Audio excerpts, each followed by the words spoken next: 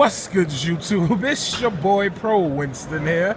I got a top 16 deck profile video. This will not be the draft though. This will be his main deck throughout the event. What's your name, bro? Steven Mercier.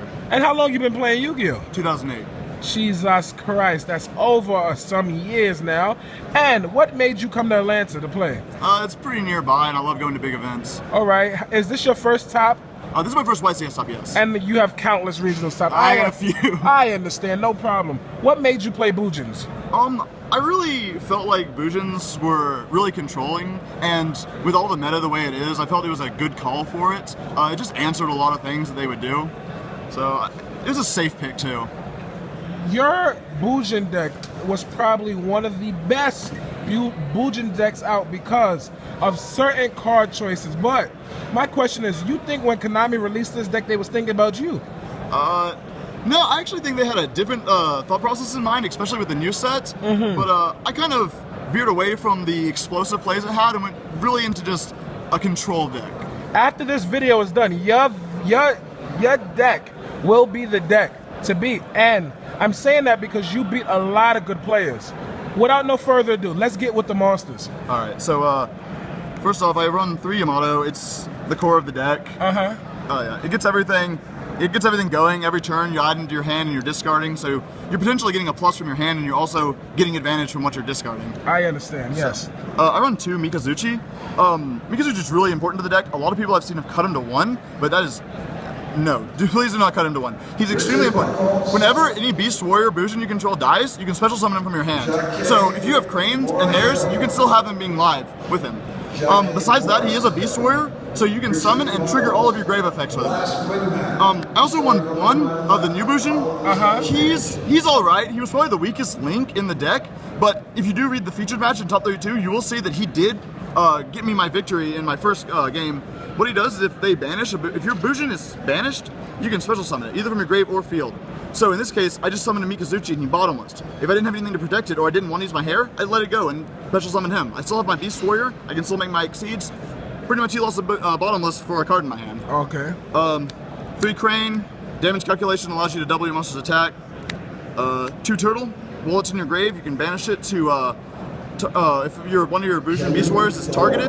Actually, Turtle is actually special. Any Bujinn at all. It does not have to be a Beast Warrior. So if you need to get a Bujinn banished for any reason, you can summon, say, a Crane, and if they target it, you can use Turtle. But he's the only one that can be used with any Bujinn. And I use 2 Bujinn Hair, probably the best of the grave effects. If he's in your grave, you can banish him, and it prevents a Bujinn monster you control from being destroyed by battle or card effect. This is extremely helpful if, say, you have a Yamato and your opponent goes Colossal Fighter. That used to just be an end-all to Yamato because they slam into a Crane, they don't care, they just bring Colossal Fighter back. But if you have a Hair engraved, when they swing at the Colossal, you banish the Hair. That way they couldn't do anything, and next turn you can try to deal with it. I run 1 Quillin and 1 Centipede. Quillin, banish from your grave if you control face-up Beast Warrior Bujinn, destroy a face-up card. Centipede is back row. So I just run 1 of each. They're extremely good. I recommend running at least 1 of each. Some builds are doing more. I think that you're going to be consistent with just that. I run 3 Valor, format card. It's really, really good right now against Fire Fist, Atoms, anything. And 1 Honest for the monsters. I got you. So it's pretty standard in the monsters. Spells, 3 Tinky. Searches for your Yamato. If you already have your Yamato, you can go straight for a Mikazuchi. That way, if your Yamato dies for any reason, you can immediately special it. I have a question. Now that I see Tinky, why didn't you play Bear? A lot of Bujinn decks that I saw played Bear. Why is your deck different? I really did like Bear, but he doesn't work with most of the support I have. None of my protection, like my Turtles, my Hares, work with him. So it gives my opponent an opportunity to use those back rows that I've deadened. So, but he is a really good card. So through countless testing, you noticed that Bear was good, but you had to make a sacrifice. I had to cut him. I understand. So I main deck Triple Duality. Try to get to your Yamato as fast as you can. I main deck Triple MST. It's really good right now. Triple Kaiser Coliseum. This card's gonna make me slip my wrist. Please explain this card to me. Alright, so Kaiser Coliseum is pretty good. As long as you control a monster, your opponent can't have more monsters than you. Since Bujinn's pretty much a 1v1 deck, I make an invincible Yamato that can't be destroyed by battle, card effects be targeted, and can double his attack during damage calculation. I can 1v1 just about anything. So a lot of people say, why run 3? You can run 1 or 2 and you still get the job done. And it also clogs, like you could draw this instead of a monster, or a Yamato. It's still, even if you don't have Yamato, it is still a very powerful play to go Kaiser Coliseum, summon a Centipede and attack, and set some kind of protection. Because they can't explode. Geargia can't go and FTK you. Your Heretic's player, he can summon Tefnuit, Saget for Sue, but he doesn't get his effect. So, Kaiser Coliseum at 3, I think is a must in the deck, especially if you're playing the control version. Just, it shuts down way too many decks right now. 2 Bujinn Carnation. That's the Reborn? Yeah, it's a really kind of an unfair card because there's no stipulations on it, like once you can only use this once per turn or anything like that, or anything like that. The only stipulation is guys you bring out with it can only go into a Beast Warrior, Winged Beast, or Beast Exceed. But you don't have to exceed them. What it does is if you control no monsters and your opponent does, activate it, special summon a Bujinn from your grave and one from your banish zone.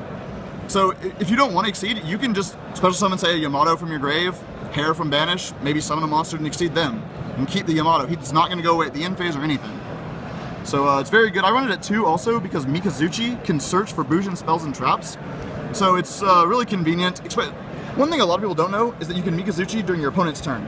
So if they slam into you and you go drop a crane off Mikazuchi and they end their turn, you'll say during your end phase, I'm out of Bujinn Carnation in my hand. Because it's not like Yamato, which you're in phase, it's any end phase. Next I run 2 Lance, it just helps against back row, trying to get that Yamato to succeed. Why not 3? I actually don't run 3, I actually cut a 3rd one for the Foolish Burial.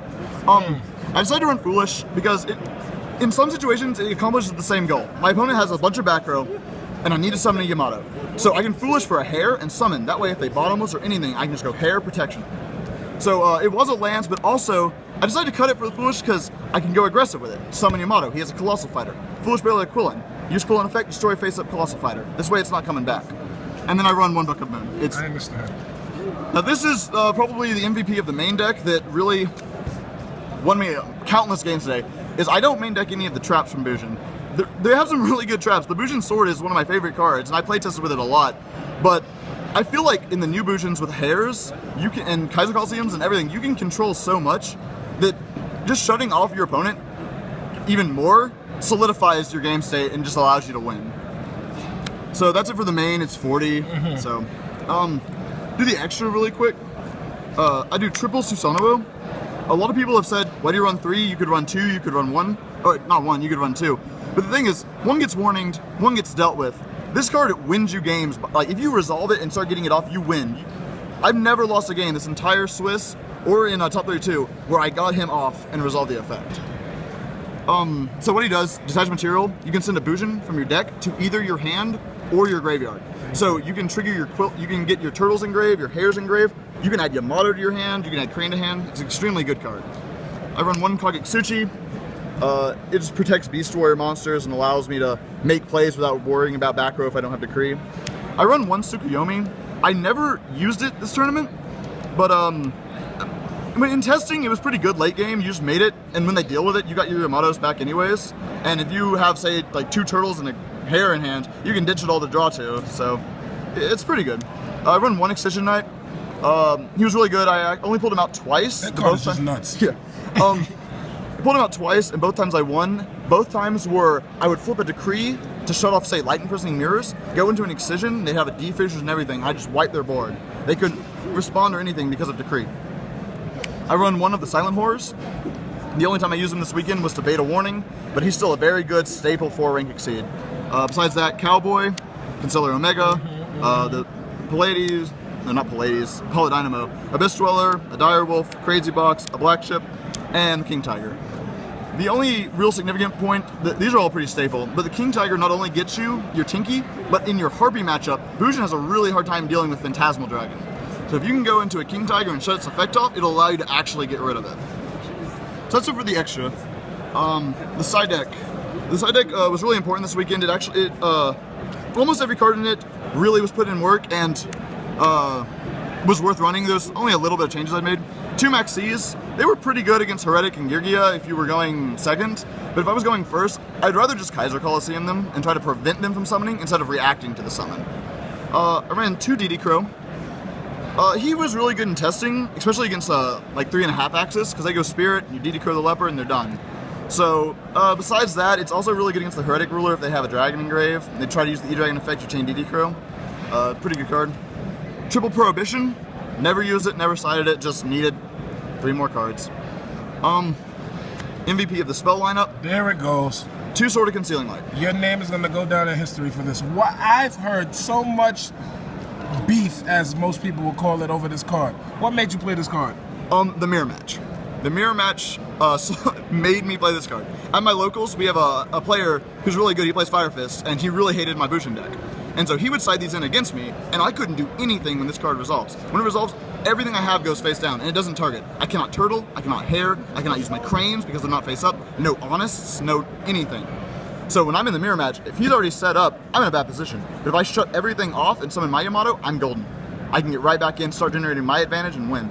I got you. The only other deck that I really use this again is if something is a very explosive deck and I'm going second, it's really nice to let them explode, use their whole hand to get everything, and just say, you can't attack me or anything for 2 turns. And the other deck was Noble Knight. I never played it, but in theory it's good because it just turns everything face down, all the equipment cards are going to die and not re-equipped. I also side decked 1 Twister. Of course, yes. Side deck Triple Vanity's Emptiness. These are for those explosive decks, Heretic and Gear mainly. 1 Transmigration. I'm actually really lucky and never played Mermail, but if I had played Mermail, this would have been really good against it. In my opinion, that's the best 1-up right now that's not warning. Yes, you're right. And then the MVP for traps was the Curse Seal of the Forbidden Spell. The reason I chose this over, it wasn't EEV, but I decided to run this because I thought to myself, I was like, we have decks that are running 3s of Tinkies, 3 of Heretic Seal of Convocation. There's also the spell books where you can hit anything, secrets, masters, whatever you want. So I decided to put it in over it. But the real key thing this did for me was when I would side in against OTK decks, it would allow me to hit MSTs. For an example, in my round 8 match, I go Tinky. He MSTs. I Curse of the Forbidden Spell. That way he has no more MSTs. I flip a Vanities, it's over. There's nothing you can do. So I definitely, this card put in so much work. I got you. So, before I end this video, name 1 card you want to play in the future in this deck. 1 card I want to play. Don't explain it, just name it. Oh, I don't even know. There's so many good ones, but I honestly couldn't tell you. I feel like the deck's pretty solid, especially for this format. Maybe in the future, coming up, I'd be able to think of something separate, but for now, I think the deck's pretty solid. So you wouldn't, there's nothing you would like to play? Honestly, don't think I'd really change it. But, yeah, 1 good card, though, that I did have in my side deck, and I ended up cutting because I had a friend who needed to borrow them, and I was like, I'm not going to use it anyway, so I had to decree, was Black Horn of Heaven. Uh-huh. Black Horn of Heaven's pretty good. It's like running more warnings. No, don't tell the Bujinn players why. You need to keep this secret. All right, well, Black Horn of Heaven, keep an eye out for it. Thank you, guys. You already know. If it's not pro, it got to go. Deuces.